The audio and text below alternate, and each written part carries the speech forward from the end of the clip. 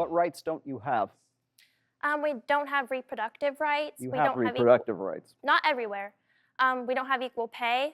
You do have equal pay. We do not have equal pay. No. You do have equal pay. I actually did a Google search yesterday because I was looking at what career path I want to go down for permanence of that. And I know that's a big canard right now. 77 cents. What is it? 80 cents. Where are we at? They keep 82. moving the slider there. anyway, I used a CEO as an example, and CEOs make a lot of money, but just as an example, That's called the apex fallacy, my dear. When you're looking at the CEOs at the very top of the pyramid and you're not looking at the vast majority of men who are at the bottom of the pyramid, and that is your standard, that's what's known as the apex fallacy. So there's a pay gap all the way down there.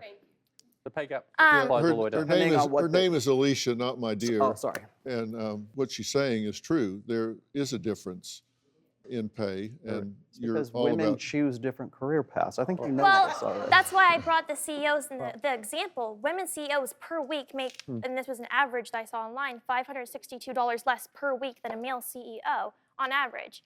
That's like the highest you could get. How many CEOs are there when main male reason or for the pay female? gap now is that women take more time out to care for children. Whether that's a choice or not is the real question, but it's mostly a parenting gap. And men who take time out to care for children, like I did, also see a decline in their earnings. So it's the way we divide up It's the the child math care problem that you're looking that is at. driving it. But the question then is like, well, why is that? And why do we make it so hard for parents, whether it's fathers or mothers, to combine raising kids with pursuing a career? That's the real conversation we should be having, rather than this made-up gender war that we're currently stuck in. And why is it so hard for men to be in their children's lives? I mean, that's what I go back to. Like, we have active fathers in the room talking about it, but I suspect that the big issue is that we have 17 to 30 million children growing up without fathers.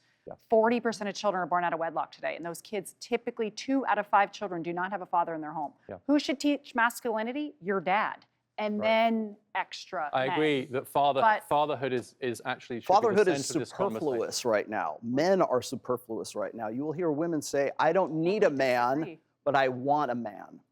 It's no longer about a need. Sorry, who says fatherhood's superfluous? Every last person I have ever done Should we do a poll? an interview with. Okay, here's the thing.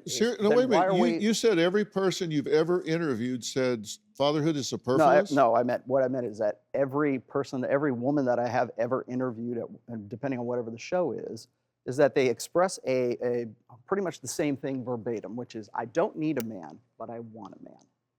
The reason why they don't need a man is because they have gotten to the point right now where we have put women into the workplace, we put women into major universities right now. We have essentially taken the side of women's mating strategy where they need a man who can provide, protect, and provision, and we've said, ladies, men are bums. Men are either abusive or they are Homer Simpson. They're that buffoon stereotype that we see in sitcoms, or they're incompetent right now. What are you talking about? Do you want to be needed, though?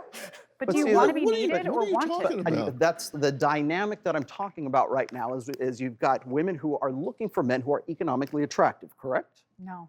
You don't think, okay, That's one. because right up until about 2020, that was a major concern across mainstream media, was women could not find a guy who is their equal. Women want men who've got their act together. And it seems like, right, and that can be in lots of different ways. So do women want men who are going to be shoulder to shoulder with them, partners, parents, breadwinners? Do they want guys who have their act together? You bet. And I don't think that there's anything wrong with women holding out for men who've got their act together. It may intimidate men that they're not on the white knight role, coming in and fixing everything and bringing the money, but that doesn't mean that there's not a role in a meaningful relationship for a man.